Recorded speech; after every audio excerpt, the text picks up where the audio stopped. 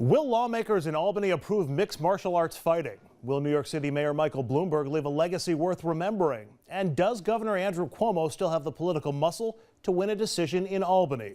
It's a fight-themed edition of New York, New York. Rich, introduce tonight's combatants.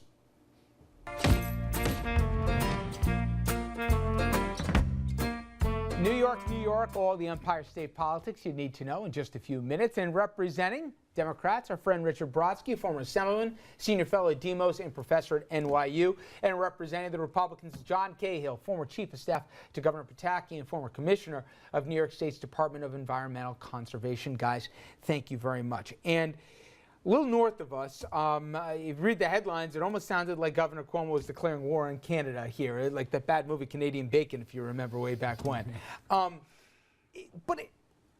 It's funny. Nobody could have gotten more things right and been more on a roll as of last year than the governor. But it's seen, whether it's post the gun vote and just some missteps, whether he's losing a little bit of his mojo or he's miscalculating it. He's been behind, certainly on the Albany scandal crisis. It's not my imagination. It seems that he's dropped back a little bit. Is that inevitable because nobody can hold 70% approval ratings? We've seen him at his very best and his very worst over the last week to 10 days. He quietly and successfully negotiated deals with two of the Indian nations that no one could get done for 30 years and are absolutely crucial to a whole set of other issues. He did it smart, he did it quiet, and he made it happen. At the same time, he's come up with this bizarro tax-free zone business, which is a complete corporate giveaway, which is part of his pro-gractionary politics, and which won't work either politically or on the merits. Good Andrew, bad Andrew, we've seen them both within 10 days. Well, let me ask you one thing, and I'll bring John in. I've heard some Democrats say, if you strip the social stuff, whether the guns or the gay marriage, and you closed your eyes, you'd swear he was a Republican. Is that fair? No, it's completely unfair. A right-wing Republican. A Tea Party Republican. You know, the guy who led through the largest tax increase in New York State history and did it again, I would not really call him a Republican. But listen, he has been successful in getting his agenda done in Albany. And being the governor is not an easy task, and you don't win every battle. You know, the issues in Canada, frankly, I think they're good for the governor. I mean, maybe, you know, a little friction between a neighboring party does not necessarily work bad for politics in upstate New York. And frankly, Governor Pataki did something very similar when he had to take on the Port Authority in New York, New Jersey, when he felt New York wasn't getting a fair deal. And Governor Cuomo was doing the same with with Canada. So I don't see that as really a misstep. I mean, I think that the issues of Albany and the corruption, well, he is going to get blamed as the governor. To hold him responsible for what happens in the houses of the legislature, it's really not. He did it's seem really a little not fair. day late, dollar John short hasn't on seen a governor who he doesn't like, and he's just Well, that's wrong not about true. that. I can There are. I won't right now. He had a good week on some things, a bad week on other things, but he's got to be careful. He's not helping himself among national Democrats. Okay. Next thing is this seemingly endless fight on the MMA. And without getting into too much of the inside baseball for our audience, it seems that legislatures, for the most part, behind this idea, but there's always one guy that can put a kibosh on it. That's all that it can take in Albany if you have the right seat on the right committee. Are we going to see this? And do you think we should see this? Well, here's what's particularly disturbing to me about the MMA. Kind of ties in with the casino. This is not upstate economic development. And that's kind of what it's being pitched at. It's not going to change the communities in upstate New York. That simply is not going to happen. So should we have MMA? You know, listen, if they cleaned it up a lot in 20 years, other states have it. You know, I think most New Yorkers would be fine with it. But this shows the power of unions, basically, in Albany, and basically holding up this bill. The members held this up, John. Oh, the unions are behind this. If the unions don't get the guarantee that they are going to be involved in this process, they hold it up. Some unions and your colleagues in the legislature are going to be locked in step with the unions. The Assembly Conference think of it as a brutal, bloody, the spectator sport. But isn't that the vast minority on this? The majority I are love the morality coming out of the state legislature. Well, I was sitting there, John, and we were pontificating up on the second floor. And frankly, it cleaned up this act a lot. And listen, I'm not a fan of the sport, but it has cleaned out. It's changed its rules, and that's not the reason it's being held up. By not endorsing it. No. There are other politics involved, as there is with everything else, but this was member-driven. God bless them. This is not being held up because it's a bloody and tough sport. This is being held up because special interests up in Albany are dictating what the policy should be. What about the argument that all the other kids are doing it? You go, whether you go east, west of New York here, or When your kids say that to you, you tell them that isn't the way we do it. You know, I'm not going to fall into that trap. Let John do being that. from Yonkers, I'll tell you, it's a really popular sport in some of the urban areas. And, you know, listen, it gets the kids in the gym, it gets them active. Again, I'd rather not participate nor watch it, but Well, wait a minute. Would I you like different type of volunteer? fights. Wait a minute. We could.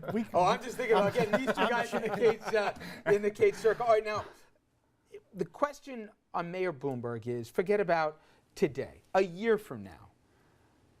How do you think his legacy, assuming there's no huge headlines between now and when he leaves office, what do you think his legacy will be, and how will he forever have changed the position of mayor? And I ask that because, I mean, think about some of the things we've talked about at this table. Nobody's ever had a hint of corruption about this mayor. Oh, He's come never, on. Time out, though. He's never had his hand out. You never had to worry about, well, is his policies getting That's not the influences? end of the corruption debate. He's never taken any money. He gives it like it was candy Is that and a bad influences thing? people. That's a bad thing. Yeah, corruption comes in two forms: the guys who take and the guys who give. Mike Bloomberg is personally very honest.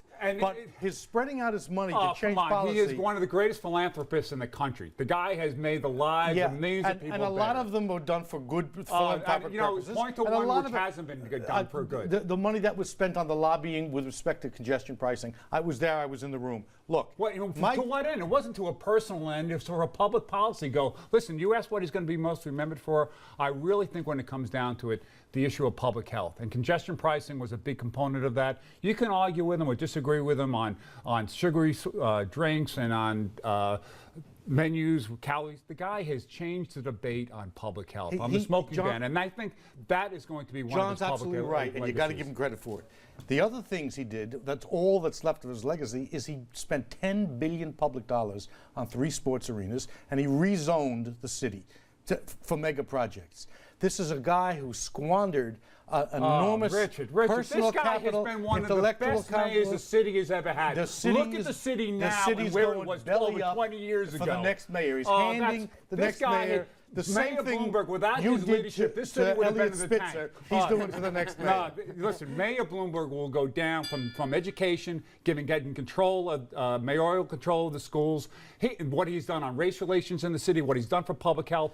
The man has an amazing record and will have an amazing legacy for this city. How about on the subject of stylistically? And by that I mean, you know, I love when people said, we don't know where you went last week, and he says, damn Skippy, it's none of your business. The idea that a sitting mayor, governor, senator doesn't matter. Smart, personable, and reasonable guy who has squandered.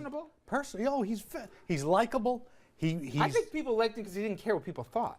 He doesn't. He doesn't care what people. But the thought that he is only that's what he's going to be remembered as. When you look at this city, can anybody say that this city hasn't benefited tremendously from 20 years of Michael Bloomberg being mayor? So you know what, Richard, John. You're not spending enough time in the Bronx or in Manhattan or in Brooklyn. Look at Brooklyn. Look at the Bronx. I grew up in the South Bronx. Look at it now. That's not Mike Bloomberg. Oh, that's come on. No, it just happened.